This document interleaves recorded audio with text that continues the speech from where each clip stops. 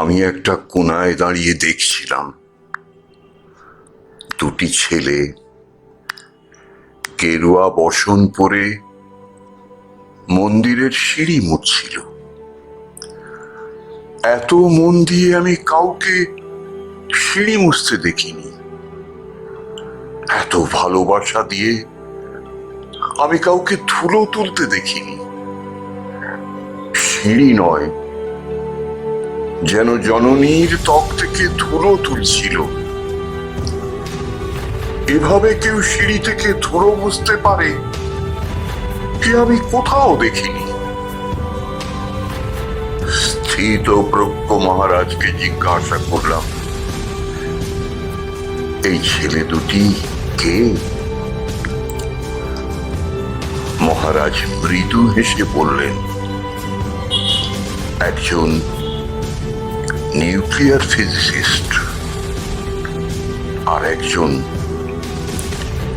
IBM এর 6 লাখ টাকার চাকরি ছেড়ে এখানে এসেছে। সিঁড়ি ধুতে এসেছে। যে সিঁড়ি দিয়ে মানুষ ওপরে ওঠে তা যেন পরিষ্কার থাকে, তা যেন পরিষ্কার হয়।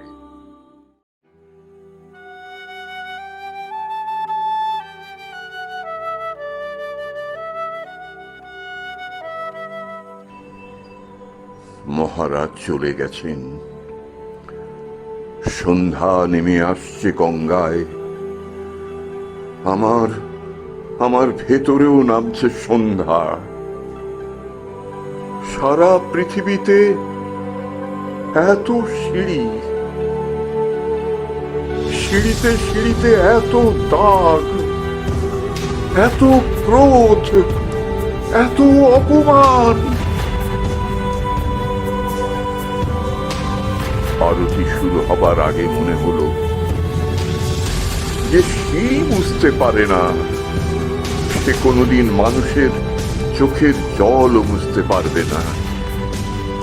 সে কোনোদিন মানুষের চোখের জল বুঝতে পারবে না।